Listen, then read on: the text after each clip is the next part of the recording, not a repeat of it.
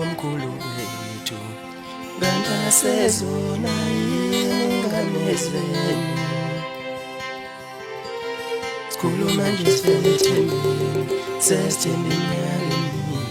kodwa akulutho omkhulu wethu ngantasezona ingane zenu sikhuluma nje sivele ethembeni sesithembeni yakini kodwa akulutho bokhokho nokhokhokazi idlozi elihle lobaba mkhulu ningezi ngolaka angiqondile ungangihloniphi ukuthi nami ngijwa ngiyazo wesifazana kavumelekile ukushisa impepho othola inkinga njengami kodwa ngathula zathini ngiyalazi leqala lami lokuba nomntwana ngashadile ongahlawuliwe kodwa ningangijeziseli nomfowethu kade eshisa impepho ekhuluma nani kepha kukho lutho okushintshayo inhloso aqona ukundelela nokudelela isiko abantu abadala nami ngiqhutshwa inkinga ubunzima bempilo kuyangisina naphenduka impilo yami ngahlangani nomndeni wami uhlukana phakathi nathatha ubaba sathula kodwa kuze kube imandla akakaza afike ngisho nangephupho ukuhamba kwakhe kwababuhlungu kepha ngamkhulula ngoba ngithi uzoba idlozi elihle ekhaya ikanti leleziko sesutha kona ukudla amathambo engqondo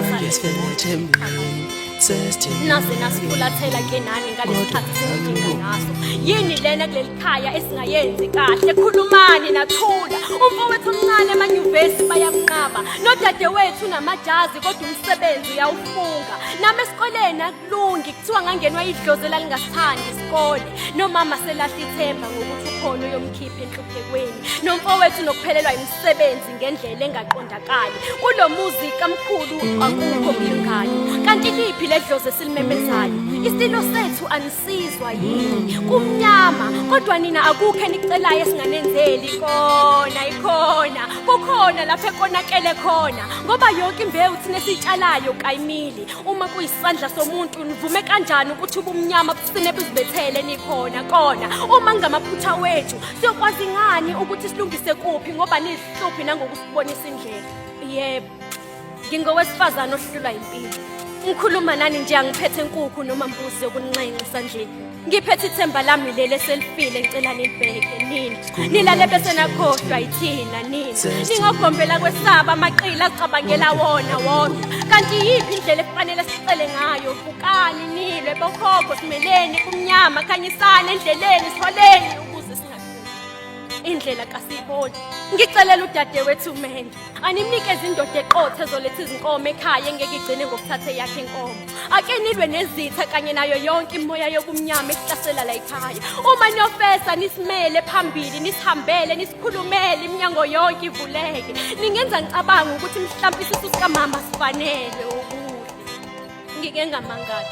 makuthiwa idlozi alikho la ekhaya thokoba nengxabano kwasuka umsindo laphuma kudingeka imbuzi ukuthi silande ezintabeni uma sesithulile sengasekho umsindo nihlulwa yini ukubona umnyaka enaniphume ngawo mafa kandini ukuthi uma kunezinkinga adle phansi bokhokho njengoba mina ngiguqela lapha phansi sengisaba nokufa ngisaba ukuba iqoqi njengani ngifulathele bonke ngabashiya emhlabeni ngisaba ukuba ugombela kwesakhe ngibakhumbula uma khona engikudingayo nilokhu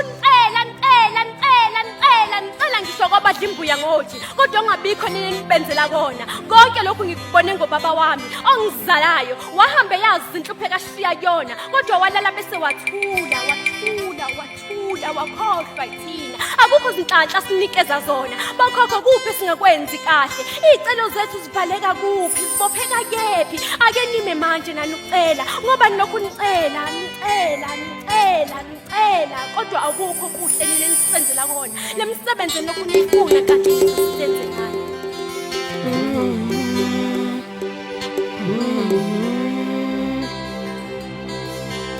Mm-hmm.